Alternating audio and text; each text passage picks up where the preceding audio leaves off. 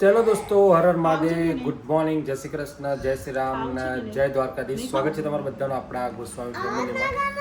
અને આ ભાઈ જોયા સવારની અંદર એ આ બાજુ જોતો જય શ્રી રામ તો કહી દે બેટા બધાને. એ અથર્વ આ બાજુ જોતો તો તાર તબિયત ઠીક નથી? હા, તબિયત ઠીક છે તો ખોળામાં કેમ ઊંઘ્યો છો? બસ જાણજો તને પેટમાં જ દુખાય છે? જય શ્રી રામ કહી દે. હા, જય શ્રી રામ તો કહી દે બધાને. જય શ્રી રામ. લેટ આપણે બીજો ડૉક્ટર બદલે બીજા ડૉક્ટર જોડે પેલી તારી મેડમ જોડે જવું, ધરા મેડમ જોડે. ધરા મેડમ જોડે અત્યારે હોજે ધરા મેડમ જોડે જ લઈ જવાનો છે ફરીથી.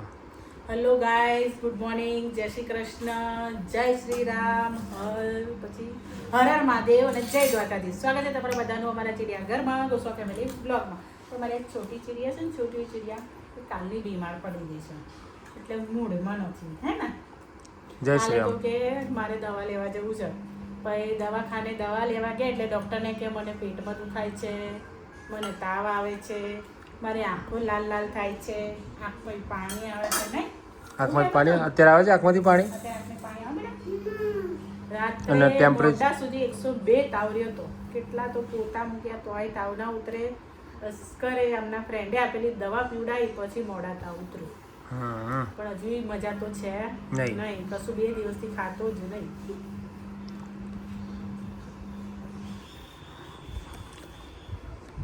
ગુડ મોર્નિંગ, જય શ્રી કૃષ્ણ. હેલો ગાય, કેમ છો બધા?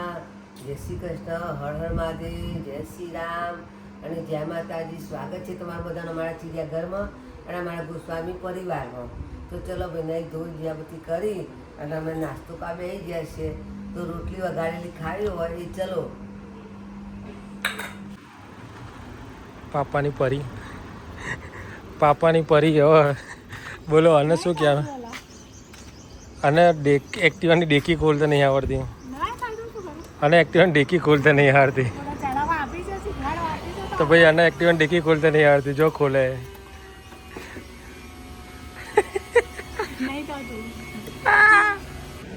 તો ભાઈ બિલ બનાવી રહ્યા છે ને, એક કરીને ખાખરા લીધા છે, વેણા જ જાય છે હજી તો ગાઈસ, વાગે છે અત્યારના સાંજના 6:45 અને આ બે ભાઈઓ જો શું લઈ બે ગયા છો. એ શું ખાય છે અથર્વ? અથર્વ જો લઈ ખાઈ ગયા બધા. એક ટપ ટપ ટપ ટપ ખાતા ખાતા ઊભા થઈ ગયા. તું શું ખાય બેટા? કે તો ખરો શું ખાય છે? એ હીરો, એટલી ભૂખ લાગી છે ને, 2 દિવસથી ખાધું નહીં ને, તે બોલતોય નહીં. તાવ ને એવું આવ્યું તું ખાધું જ નહીં 2 દાડા. એટલે બરાબરની ભૂખ લાગી છે ને, એટલે અથર્વ કશું બોલતો નહીં તે શું ખાઈ છે. અને આ બધા પેટનો ખાડો પૂરી બેસી ગયા. અરે મેં તો કીધું બિલ વધારે હશે તો બિલ કેટલું આવ્યું? જો બહુ આવ્યું નહીં. શેનું? 5557 રૂપિયા જ આવ્યું છે બિલ. શેનું બિલ આવ્યું? Light bill. હવે 10,000 તો બિલ આવવું જ જોઈએ. ઓછું કહેવાય? ઓછું જ ક્યાં? ગયા વર્ષે પેલું એસી વાપર્યું હતું ને તો કેટલું બિલ આવ્યું હતું ખબર છે? અને હા 10,000 આવ્યું હતું. અને બીજું કે ગયા વર્ષે તો એસી બી વાપર્યું હતું અને આ વર્ષે એસી તો વાપર્યું પણ પંખા કેટલા ફરતા હતા આ વર્ષે? 3 રૂમમાં પંખા ફર્યા છે કન્ટિન્યુઅસ. અને બીજું મેઇન વસ્તુ કે 2 મહિને બિલ બને ને એની જગ્યાએ આ વખતે કેવું થયું? 2.5-3 વર્ષે બિલ બની છે. વર્ષે કે મહિને? મહિને 2.5-3 મહિને બની છે બિલ. એટલે યુનિટનો ભાવ વધારે થાય, યુનિટ વધે ને તો પ્રાઇસ રેટ એની અલગ હોય. મતલબ 100 સુધીની અલગ હોય, 100-101 થાય એટલે એનો ભાવ પાછો પ્લસ થઈ જાય એ રીતે. બરાબર. એ 5,500 5,557. 1-2 રૂપિયા ઓછા તો બધા પાછળ થઈ જાય. બરાબર. તો તમારે બધા ખર્ચા ભરી દેવાનું. આપણો 5 ભરી છે, 7 રૂપિયા ભરે પડે, 2 રૂપિયા ભરે પડે. અને સાસુમાં બેસી ગયા છે આનંદનો ગરબો કરવા. સવારમાં ટાઈમ મળ્યો ને એટલું કરો. સવારમાં ટાઈમ ના મળ્યો તો તે લઈને બેસી જા. ટાઈમ તો મળ્યો હોય પણ યાદ ના આવ્યું હોય, ઊંઘી ગયા હોય, બેઠા હોય. શું કહેવું? અને ઓલા બે ટ્યુશનની તૈયારી કરી રહ્યા છે, ટ્યુશનમાં જવા માટે. અને એક તો ટ્યુશનમાં ગયું છે. તું પહેલા તો જીજુ પેલા ભાવ કરો જ કરજે. આ ભાઈને મટી ગયું છે? તકલીફ નથી તને? તબિયત ઠીક નથી તને? હા, મશીનથી શું કરી દે? તારી તબિયત ઠીક છે? એટલે ગ્રીન હતું કે રેડ હતું? રેડ હતું, મેં નતું ચેક કર્યું. ના, રેડ હતું યાર. હમણાં ગ્રીન હતું? ઓકે. તારે કેવું છે બોન? એને પેલી પીવડાવી હતી ને? આ તે દવા પીવડાવો એને અઠવાડિયું પીવડાવો એટલે દવા જો કમ્પ્લીટ સેટ થઈ જાય ને તો એ લાવી જ દઈએ. પેટ સફા કાઢી દેવી છે ને? પેટ સફા મૂકી જ દઈએ આપણે, બરાબર? હા તો બસ તને આપણે પેલી દવા ચાલુ કરાવી દઈએ એની જોડે. યસ, જશે. હા, હવે કમ્પ્લીટ સેટ થશે ને પછી જ એ રેગ્યુલર થશે.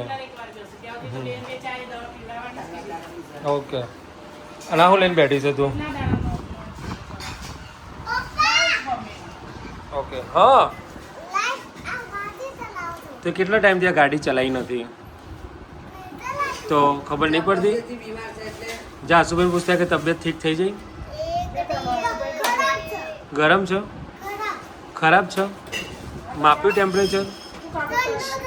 આપણું ટેમ્પરેચર લઈને બતાવીએ કે ભાઈ તારું ટેમ્પરેચર બતાવજો મને. ક્યાં ગયું આપણું?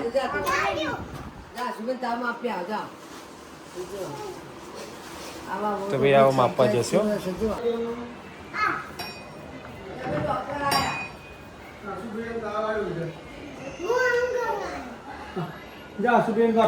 ખુશ જાગે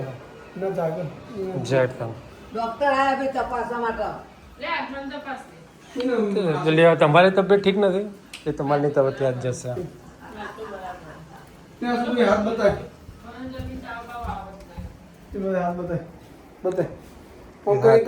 હાથે નહીં ખરા.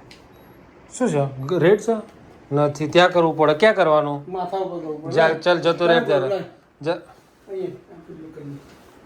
તો ગાઈસ અમારા મેમ્બર એક બીમાર ફરીથી બીજા પડી ગયા છે.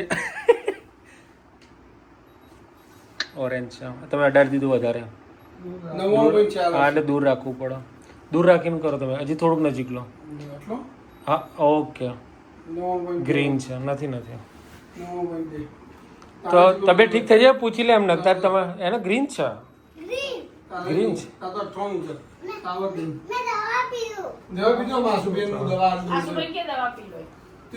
તો ભાઈ મિત્તલ આંટી નો તો ભાઈ હવે મિત્તલ આંટી નો વારો આવે. કેટલું છે બેટા? ગ્રીન છે. 97 ગ્રીન થી મતલબ રેડ ના આવવું જોઈએ. ના તારી તબિયત ઠીક થઈ ગઈ તો શું ચિંતા નહીં? ઓકે ચલો તમે ગુડ નાઇટ જેમ્બે.